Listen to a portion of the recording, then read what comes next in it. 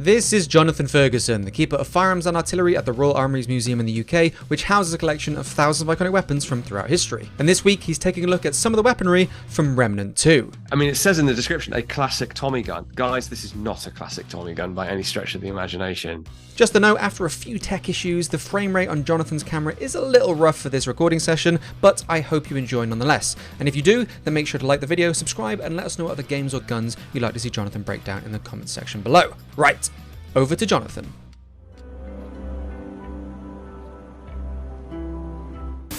I'm intrigued by the setting here. I'm almost getting like a Quake 1 sort of vibe here with guns and a medieval setting. Anyway, I'm not here to review the game. I'm here to review the guns. And that's clearly a lever action carbine. So I've just run off and got hold of the worst one I can find. Sorry, Winchester 73.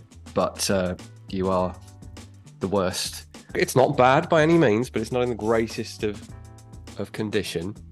It's very vaguely in the same configuration with a half magazine, giving it that very different profile. Pop culture Winchesters, or lever actions generally, I certainly like the magazine tube going right to the muzzle. It gives it that distinctive saddle ring carbine western cool look and more rounds, which is what you need in a game. So it's kind of unusual. They've gone for that more sporty looking gun, and the whole aesthetic is very rusty. So in terms of function, we have very slick animation coming off the sort of wrist of the stock. A little bit too robotic for me. Humans absolutely can train to be that slick and fast, and that's possibly what they've, I don't know whether they've mocapped that, because you have to keep up that sort of Terminator rate of fire where it's repeatable every time and the exact same rate of fire.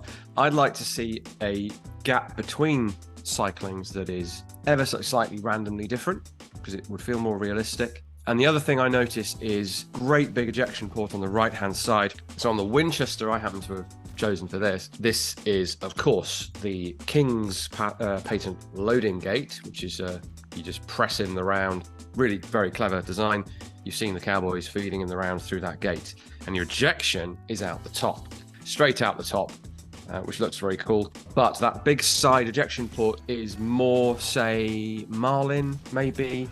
Certainly not Winchester. And really, there's nothing on this, as someone who's supposed to have an eye for detail, there's nothing on this that I could say is definitively Winchester.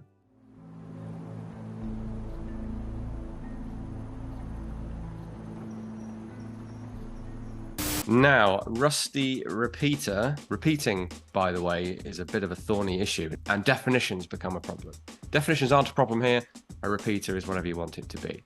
In period, it sort of meant anything that contained more rounds on it than it had barrels. Bit of a vague term, not very helpful for those of us who study the subject necessarily. The description, though, because this is a handgun, says auto pistol. Again, terminology comes in, because when we say automatic, do we mean in the American sense of usually self-loading, and we then say fully automatic if we want a truly automatic weapon that fires for as long as you hold the trigger and as long as you have ammunition. So this doesn't tell me necessarily whether this is, I suspect it's semi, based on the domination of American English. It looks rough as heck. Reminiscent of something like the C96, but it's really not close enough for me to go and get one, I don't think. Maybe closer to some of the Chinese, almost homemade, like small factory-made mystery pistols, as Ian from Forgotten Weapons calls them. Maybe something like that, I don't know. But the magazine in front of the pistol grip instead of in it immediately calls to mind things like the C96.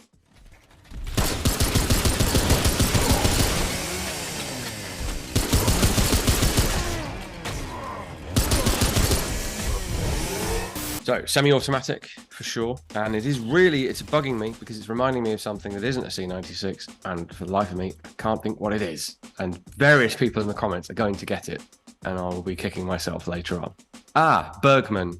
I'm thinking of one of the Bergman pistols. It definitely has that more squat appearance, but still with the magazine in front of the pistol grip.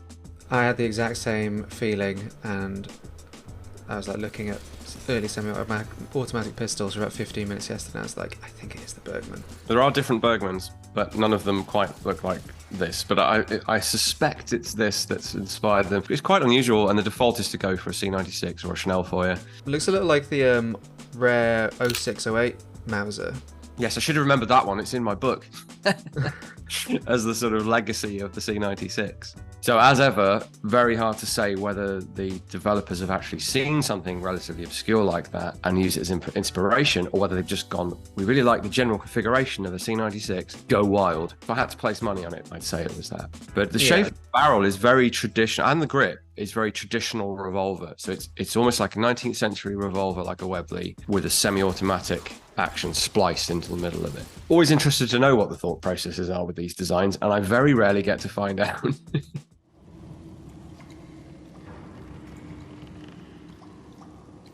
That's radically changed the silhouette of this thing. Is this just meant to be some sort of suppressor? No, it looks like it's got another flame. The mods all have like a flavour. So some of them look like diesel punky, some of them look like organic. It all depends on like what the mod does. So this one shoots like a caltrop grenade. Yeah, I suppose we should address that. So for those of you who don't know, caltrops are go back to the ancient world, certainly the medieval period, and they are just iron spikes.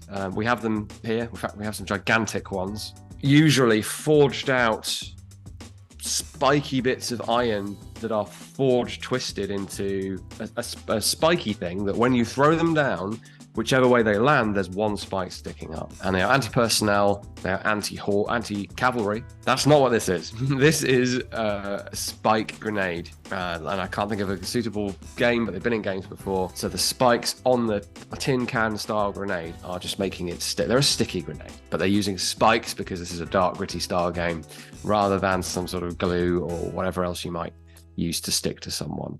Basically zero practical utility. Although caltrops are real and grenades are very real, and they're both pretty ancient, no one's combined the two.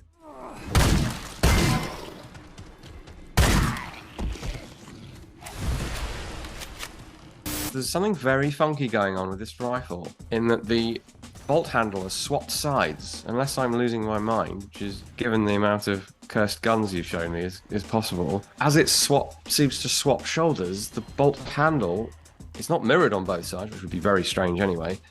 It's changing sides. That can only be a mistake, surely. Well, it's a kind of intriguing follow-on to our subplot side quest in this series of all the, mirroring ejection on, so that it's happening out the wrong side, is that for entirely different reasons, and I suspect it is convenience, maybe they'll change it in future, because in the case of the bolt action, you would have to completely rework the animation, basically from scratch, I think, there are different ways for left-handed people to operate right-handed bolt action rifles. You'd have to do a completely new set of motion capture or whatever to create that. So that I think they're hoping we don't notice, but of course we're gonna.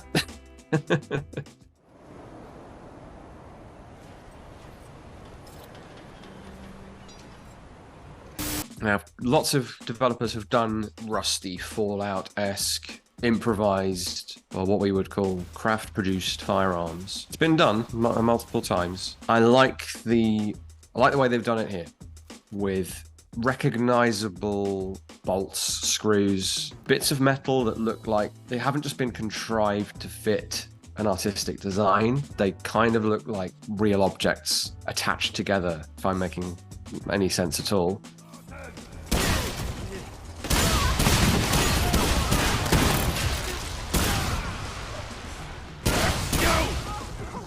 Despite appearances, if this is a shotgun, it's patterning pretty tightly. It's almost more like a short self-loading rifle in the way it delivers damage, but maybe I'm just thinking too much in game language, I don't know. Do we know what it's firing, what it's supposed to do? Yeah, it is firing buckshot, is supposed to be a shotgun.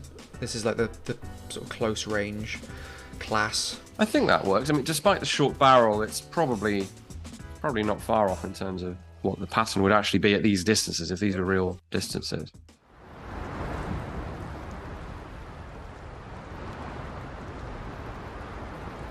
Right, so I saw Chicago typewriter and I went and got a Chicago typewriter. One of the nicknames for the Thompson submachine gun. I've chosen this because it's not in a good state. I don't know if you can see, it's even rusty.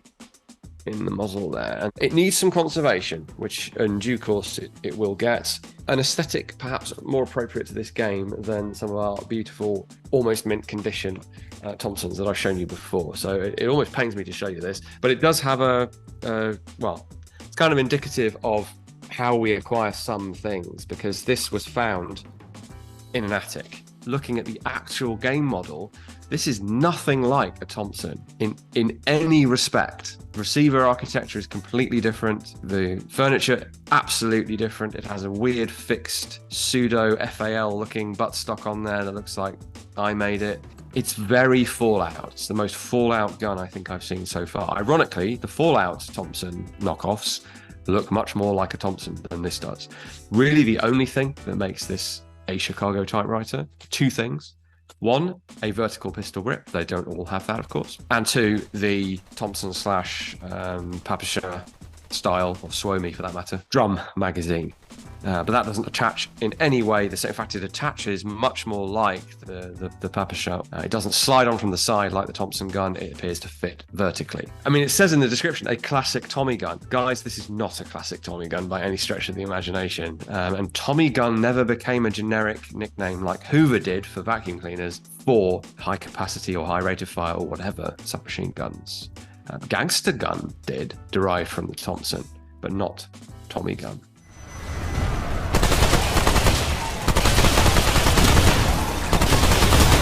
And now that I pause this thing firing, I see that it's also firing implausibly long cartridge cases that look like AK rounds or something. So there's no way those would even fit in the magazine. So I'm going to call this a bit of a dropped ball. Maybe not overall, because there's nothing wrong with the design, but I can't help feeling that if you set up people's expectations for a classic Tommy gun and you give them a completely different weapon, I think only people like me and perhaps Dave would care, but still. Long cartridge cases out of the non-existent ejection port as well. Oh my goodness, well spotted, Dave. Yes, yeah, I was so traumatized by everything else that I didn't even notice the cartridge cases are coming out of nowhere.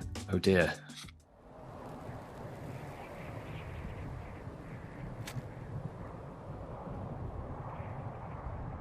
Now, if we were not entirely happy, we're not entirely happy with how Thompson-y that Tommy gun wasn't, it's gone very strange now. Now, I don't have really a problem with that, because this is weird magic, demon-inspired or whatever, swoops and curves, and it's a very cool artistic design. It's essentially what people do in the movies, armourers do in the movies, when they case something normal in a elaborate, often plastic shell to make it look like something very different. So that's essentially what this game is doing. It's what other games have done.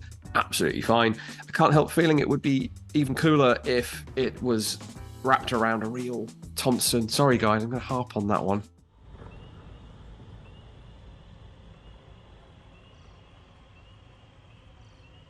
Okay, this thing is pretty reminiscent of the Smith & Wesson No. 3. The problem with this design is it doesn't... There are but lots of different ways to latch that two-part receiver, as it were, frame, closed against the pressure of firing. This doesn't do either, any of them. So the two main ones for this series of revolvers, one is a sort of a hasp-style latch that goes over the top, and that was the later system. The Schofield sort of comes in from the back almost like a hammer and has hooks that holds the whole thing properly shut. This seems to have fallen into, and we'll see when it's animated, the video game trap of, we know we've got our visual inspiration, almost certainly Smith & Wesson in this case, with a bit of Colt in the plowshare grip maybe, but we either don't know or don't care how it stays shut. And on one level, why should they care?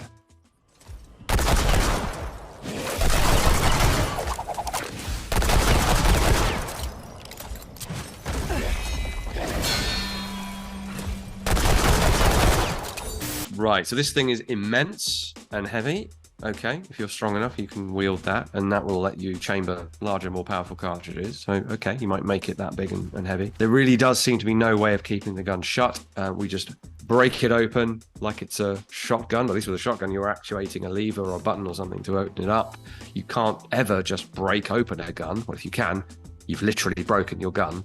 Now, in terms of the fanning, it looks like a single action gun that is if you're gonna fan, that's the gun you do it with. We have fallen down the hole of no moving hammer at all, though, so we're not reaching up and actually cocking it. We're only hitting it to fire the gun.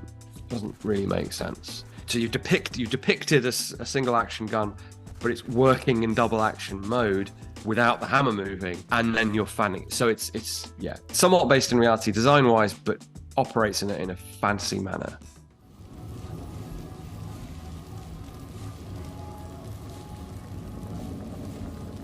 So it looks like, I was thinking maybe all the guns in the game were real and then fantasy modified, but we've got a fantasy gun here called a NIghtfall. Let's have a look. It looks a bit bony and HR Gigery. I wanted to include this one because it made me very uncomfortable to look at, especially with the reload animation.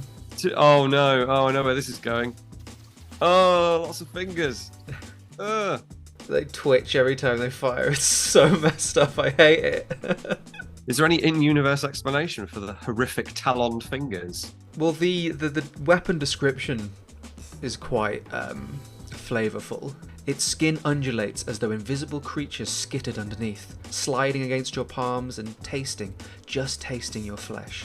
The back of your neck tingles every time you touch it. If you could hold a nightmare in your hands, you're certain this is what it would feel like. A device forged of pure evil fires hardened bone shards at a brisk rate. Bone shards? Well, I suppose it's firing them with magic, I guess. Just makes me think it's shooting fingernails. Oh god, now you've made it worse. This is a piece of design where no one was there to say no.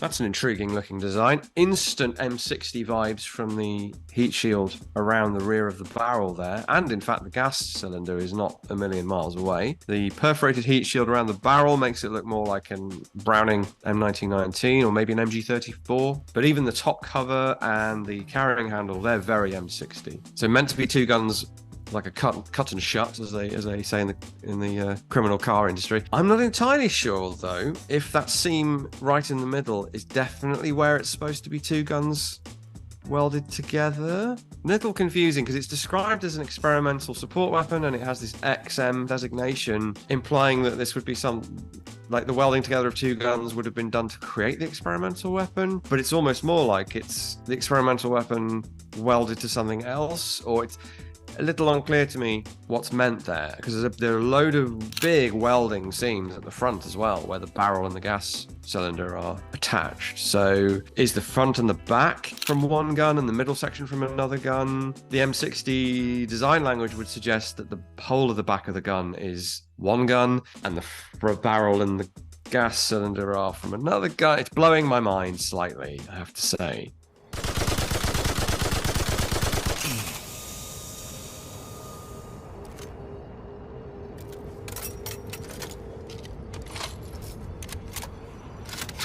I have now seen the top cover opened up, and it's very strange. I took it to be a curved sheet metal top cover like the M60 or the MG42 that feed mechanism was based upon. It's not. It's a solid shape. Doesn't make sense. Your top cover is there, not just to cover the top of the gun, but to drag the belt through the gun using some sort of pull system, and there's none of that there. So we have a very nicely modeled gun that's hollow on the inside and has something going on inside, but it's not plausible for an actual belt feed mechanism. It doesn't have a feed tray either, so the belt of ammunition is just sort of dangling into the receiver and feeding magically, whereas any belt-fed machine gun will have a pivoting feed tray that the rounds sit and they come in perpendicular. They don't come in like that as a rule.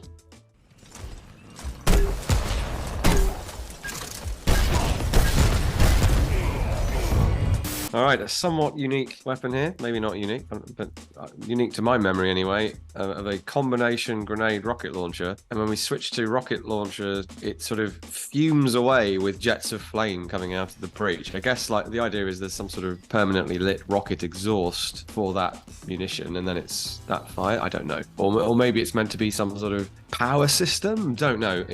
It's very fantasy in that respect. Right, so we do nice touches that the clearly grenade launcher sight that looks like an M79 sight or the one on the GM94 or whatever flips down on its own So it's some sort of mechanical linkage implied.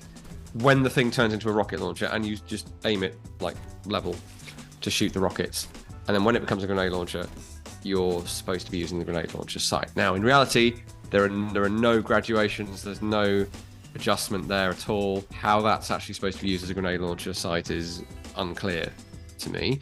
But it's nice to see the real feature of what would be the real gun used to indicate what mode it's in, I suppose.